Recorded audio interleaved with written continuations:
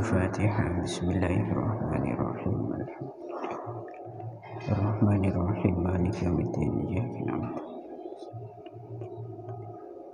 صراط الذين أنعمت عليهم.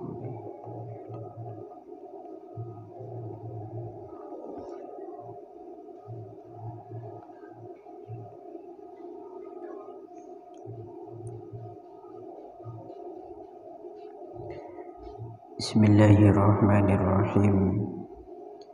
Faqad qala al-muallif rahimahullahu ta'ala wa nafa'ana bihi wa bi'ulumihi wa bi barakatihi fid dharain. Amin. Allahumma amin. Bismillahirrahmanirrahim. Allahumma illa idza ta'allama minan nujumi qadra ma ya'rifu bihil qiblah wa awqatas shalah fayajuzu dzalik. Allahumma ya Allah, illa idza ta'allama angin ing dalem nalikane belajar sapa man, illa idza ta'allama angin ing dalem nalikane belajar sapa man atau kulli muslim itu minan nujumi saking ilmu perbintangan qadrama ing kira-kirane barang ya'rifu kang ngerti sapa kulli muslim bihi kelawan ma al-qiblata ing kiblat wa awqatas sholati lan pira-pira waktune salat. Lek ngono fayajuzu moko wenang apa zalika mengkono ta'allamu ilmin nujum qadra ma ya'rifu bihil qiblah ila akhirih. Fayajuzu moko wenang apa zalika mengkono ta'allum minan nujumi qadra ma ya'rifu bihil qiblah ila akhirih. Wa amma ta'allumu ilmi tibbi, anapun utawi belajar ilmu kedokteran, iku fayajuzu moko wenang apa ta'allum li'annahu krono sak temene ilmu tib iku sabab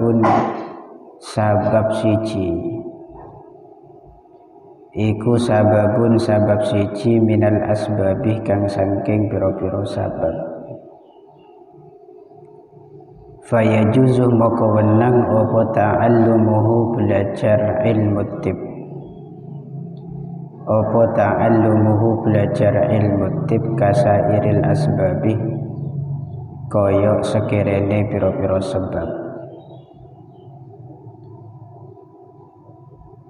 Faqad tadawa moko teman-teman wis mertombo,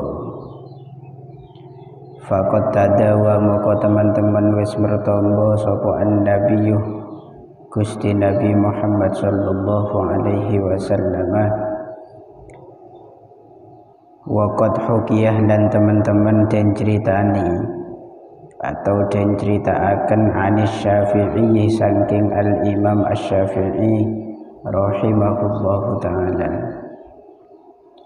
apa annahu sak temene Asy-Syafi'i iku qala dawuh sapa Asy-Syafi'i al-ilmu utawi ilmu iku ilmane ilmu loro, ilmu tib, ilmu fikih. Ini kalau dalam catatan kakinya atau dalam syarahnya, ilmu fikih ini kedudukan tarkibnya itu menjadi khobar dari mubtada yang mahdzuf. Jadi khobarnya mubtada yang dibuang. Ini aslinya kalau dinampakkan maka ahaduhuma ilmul fiqh lil adyan wa sanihima ilmu tibbi lil abdan. Itu cara maknanya yang munasabah di situ secara makna jawinya, yaitu ilmul fiqh yaiku suwiji ilmu fikih, atau ya kenging atau bisa kita ikut tradisi pemaknaan para masyayikh kita, yaitu dengan menjadikan ilmul fikih ini sebagai badal daripada ilmani. Berarti pemaknaannya rupanya ilmul fikhi ilmu fikih. Ikut itu pun tidak masalah. Namanya kaidah itu kita pokok sesuai dengan kaidah ya boleh saja. Yang penting ada pijakan. Yang tidak boleh itu mengikuti kaidah kurdi gitu ya. Kurdi itu yang moco syukur dadi syukur muni, kurni dan kurdi sakar BDW. Nah, ini terserah kita dalam maknain baca kitab pun terserah kita sebetulnya. Pokok kita memiliki dasar yang bisa dipertanggungjawabkan. Wong to di situ dalam masalah kaidah nahwu sharaf pun ada banyak kejadian dan kasus di sana ketika menyalahi kaidah maka disebut dengan sududil hukmih atau hukum yang nerecel keluar dari aturan umumnya. Bahkan di situ ketika ada satu lafaz yang tidak sesuai dengan qiyas maka disebut simai. Itu ada menjurus masing-masing. Bahkan ada ulama yang mengatakan dalam madhab sorfiyun, ulama-ulama sorfiyun, ketika kita tidak bisa memasukkan satu lafaz kepada wazan-wazan yang ada 6 macam di sulasi mujarrad itu, maka masukkanlah kepada wazan yang berada di bab 2 yaitu fa'ala yaf'ilu. Contohnya misalkan kita menemukan lafaz adawa atau wa'ada, itu kita bingung, wa'ada ya'adu, wa'ada ya'adu, wa'ada ya'idu. Itu nanti ada ulama yang mengatakan masukkan semua lafaz yang tidak kamu tahu ke dalam bab nomor 2. Ini salah satu kelonggaran dari beberapa ulama-ulama bahasa, ahli bahasa, yakni masalah surfiyun. Tapi tetap dengan catatan yang penting lafaznya itu tidak masyhur. Kalau masyhur seperti fataha yaftahu jangan masukkan di bab 2. Ya fataha yaftihu kan aneh. Padahal di situ nasoro yansuru masukkan kedua, nasoro yansiru kan aneh. Bagi kalangan para santri pononing bahwa nasoro yansuru itu layaknya di bab pertama. Nasoro yansuru fa'ala yaf'ulu. Intinya kita, ini saya kasih angin segar kepada santri dalam membaca kitab. Dan ini saya nggak buat-buat, ini memang kaidah pesantren dan kaidah para santri ini bersanad dari beberapa masyayikh. Dalam baca kitab kita itu boleh membaca dengan segala versi yang kita mau, asal tidak merusak pada murad yang dikehendaki oleh si penulis atau musannifnya. Yang pertama, yang kedua ada alasan yang bisa dipertanggungjawabkan melalui kaidah-kaidah bahasa Arab, termasuk nahwu, sharaf atau min haisul balaghah wal mantiq dan seterusnya. Itu pun tidak masalah. Ini juga sama. Jadi untuk ilmu fikih ini bisa sampai tarkib dengan 2 tarkib. Pertama, jadikan sebagai khobar dari mubtada yang dibuang. Yang kedua, kenging atau bisa sampai jadikan badal saja, badal dari ilmani di sini. Pun Rupane ilmu fikih lil adyani krana ginawe pira-pira agama. Lil adyani krana ginawe pira-pira agama. Atau makna panjangnya lil adyani krana arahe ngaweruhi urusan agama. Pira-pira agama. Wa ilmu tibbih lan ilmu dokter. Lil abadani kaduwe ginawe pira-pira badan. Lil abadani kaduwe ginawe pira-pira badan wa ma utawi ilmu wara azalika kang saliyane ilmani wara azalika kang saliyane ilmani iku bulghatu majlisin dadi sangune majlis atau ruang lungguh. Iku bulghatu majlisin dadi sangune ruang lungguh. Bismillahirrahmanirrahim.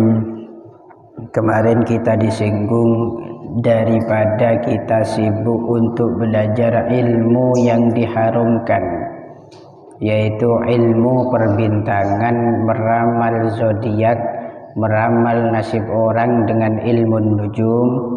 Maka hendaknya kita sibukkan diri dengan banyak berzikir kepada Allah. Kenapa? Karena hakikatnya tidak ada satu upaya usaha dari makhluk yang bisa merubah ketetapan Gusti Allah. Itu tidak bisa.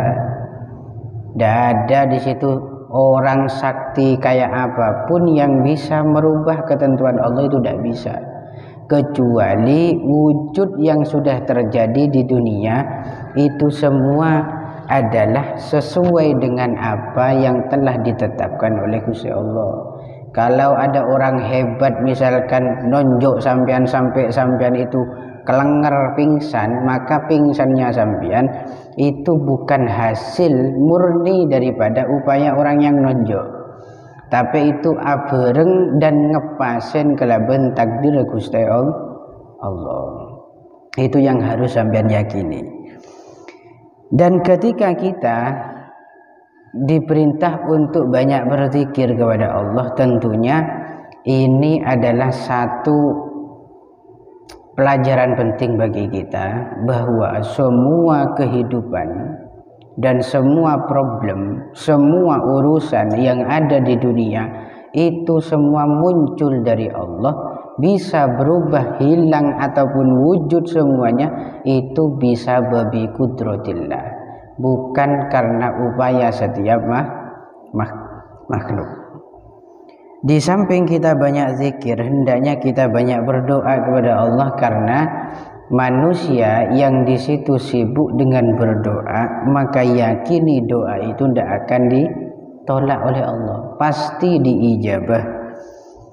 Namun ketika sudah ada bala yang menjadi garis ketentuan hidupnya, dia ditakdirkan untuk mendapat bala, maka tentunya bala itu tetap terjadi, namun dimudahkan, diringankan oleh Allah, dan Allah akan memberikan satu rizki kepada kita berupa kesabaran, bi barakatid doa, kelaban barokahna doa. Allahumma illa idza ta'allama min nujum qadra ma ya'rifu bil qiblah. Kecuali, ini termasuk pengecualian dari belajar ilmu nujum. Karena kaidah umumnya kita belajar ilmu perbintangan itu haram. Namun tidak menutup kemungkinan ada beberapa kasus yang justru itu boleh. Belajar ilmu perbintangan itu boleh, dengan catatan ketika hanya dibutuhkan untuk mengetahui arah kiblat dan waktu masuknya sholat. Contoh seperti yang kita kenal di pesantren ilmu falak. Ilmu falak itu salmin jumlatin nujum juga, bagian daripada ilmu perbintangan juga. Namun kok dipelajari dalam pesantren? Karena itu salah satu wasilatun ila ma'rifati jihadil qiblah, untuk mengetahui arah kiblat dan juga mengetahui awqatus shalah, waktu-waktunya sholat. Sehingga karena menjadi perantara terhadap sesuatu yang baik, maka itu pun juga dihukumi boleh dalam mempelajarinya. Karena wasilatun ilal matlub, menjadi perantara terhadap sesuatu yang dianjurkan.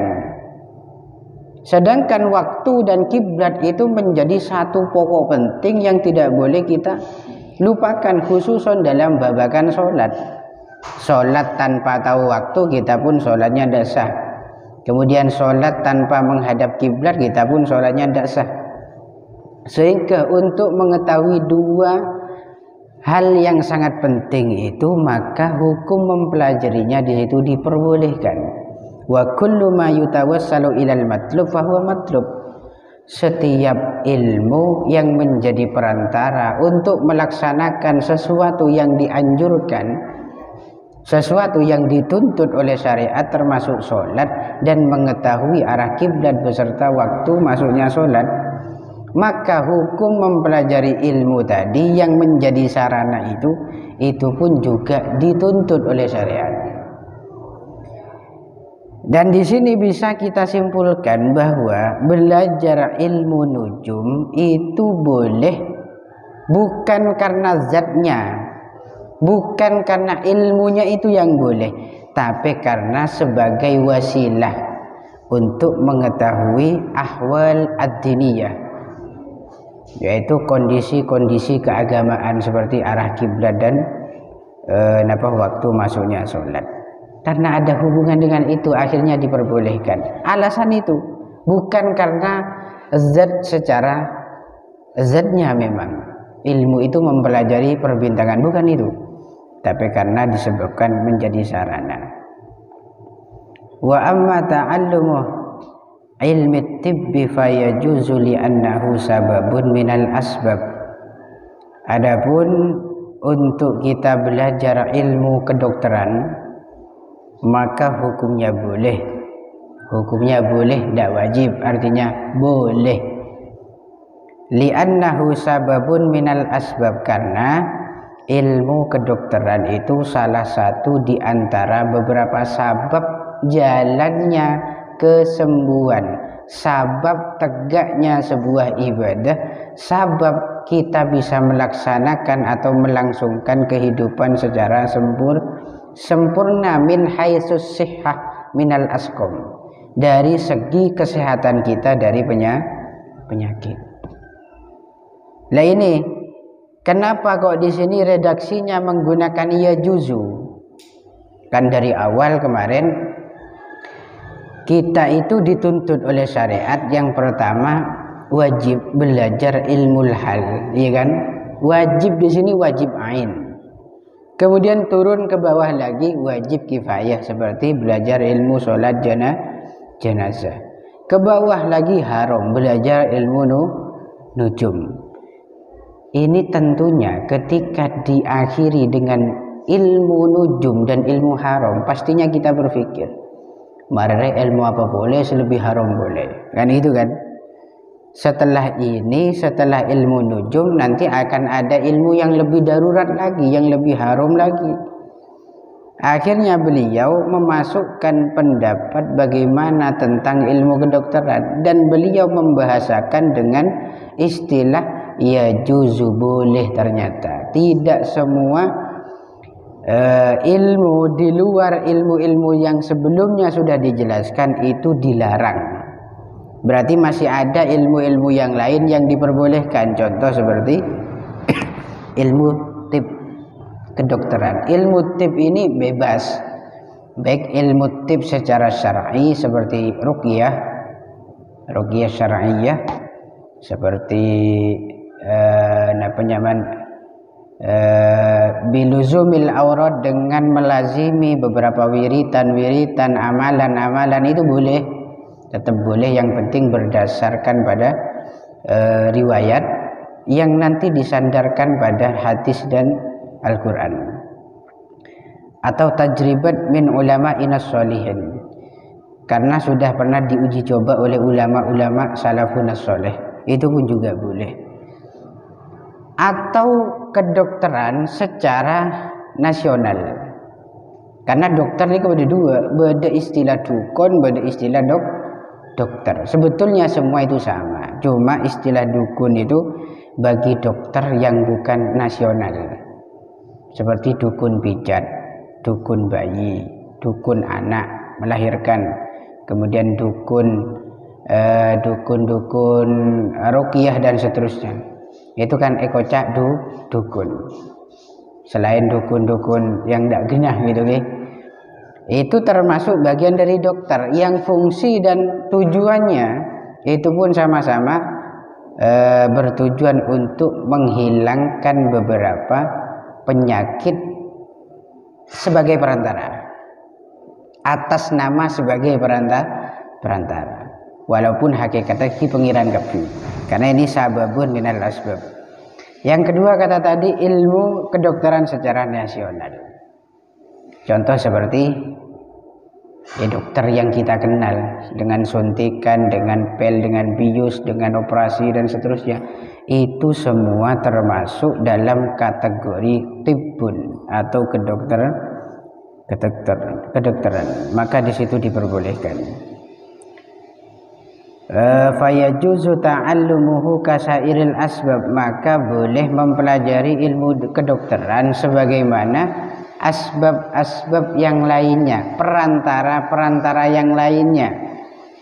Pokok semua yang menjadi perantara itu mengikuti apa yang diperantarainya. Contoh seperti ilmu nahwu sharaf, itu ilmu apa? Ilmu agama tidak, ilmu nujum tidak, ilmu kedokteran tidak, ilmu sholat jenazah tidak. Tapi kenapa kok kita harus belajar ilmu nahwu sharaf? Karena itu menjadi sabab kita bisa tegak dalam memahami ilmu yang wajib, bisa sempurna. Qaidahnya li anna ma yutawassalu bihi ila wajibin fahuwa wajib. Setiap ilmu yang menjadi sarana untuk kita bisa melaksanakan sesuatu yang wajib, maka ilmu tersebut itu juga wajib. Ya seperti ilmu nahwu sharaf. Nahwu sharaf itu bukan pelajaran agama, tapi pelajaran bahasa Arab. Tapi kita tidak bisa sempurna belajar ilmu din, ilmu agama, tanpa menguasai, memahami, mengetahui ilmu tatanan bahasa Arab dengan kaidah nahwu sharaf. Karena jadi perantara ya, maka di situ juga harus mempelajarinya. Kemudian illat, alasan diperbolehkan kita melaksanakan ta'allumu ilmi tib, belajar ilmu kedokteran. Yang pertama, Gusti Kanjeng Nabi dulu pernah berobat. Nabi mengalami berobat di masa hidup beliau, dan itu menjadi ilat yang kuat diperbolehkannya belajar ilmu kedokteran. Kemudian yang kedua, berdasarkan dari riwayat yang datangnya dari Imam Syafi'i. Imam Syafi'i ini keadabu al-ilmu ilmani, ilmu itu hakikatnya cuma ada dua. Ini kedabun Imam Syafi'i. Pertama, ilmu fikih, ilmu fikih menjurus pada persoalan agama. Yang kedua, ilmu tib, ini menjurus pada persoalan badan. Yang ini ilmu fikih itu limaslahatid din, untuk kebaikan agama, mengetahui apa yang nanti baik dan buruk dalam agama. Kalau masalah tib itu mengetahui ma'rifati ahwalil abdan, yaitu kondisi-kondisi badan kita ini kondusif apa tidak, apa sehat atau berpenyakitan, atau bagaimana suhu badannya, itu kan termasuk ahwalil abdan. Dan tentu kita tidak bisa mendirikan ibadah secara sempurna tanpa didukung dengan kesehatan badan yang sempurna. Sehingga belajar ilmu tib ini juga dianjurkan. Ya, tapi tak wajib-wajib sah, tidak wajib-wajib banget gitu. Jadi tidak harus semua santri harus berperan menjadi dokter itu tidak harus, minimal ya tahu cara menjaga kesehatan dengan menjaga kebersihan, menjaga pola makan, keteraturan dalam makan dan seterusnya. Berdasarkan dua ilat ini maka diputuskan bahwa ilmu dokter itu hukumnya boleh. Wa ma wara'a dzalika bulghatu majlis, dan ilmu-ilmu yang selain dari dua ilmu ini maka itu hanya bulghatu majlis, hanya bekal dalam majlis, artinya penyempurna saja. Itu nggih. Wa ma tafsirul ilmi fa huwa sifatun yatajalla biha liman qamat hiya bihil madhkur. Wallahu a'lam bishawab. Al-Fatihah. Alhamdulillahirabbil alamin.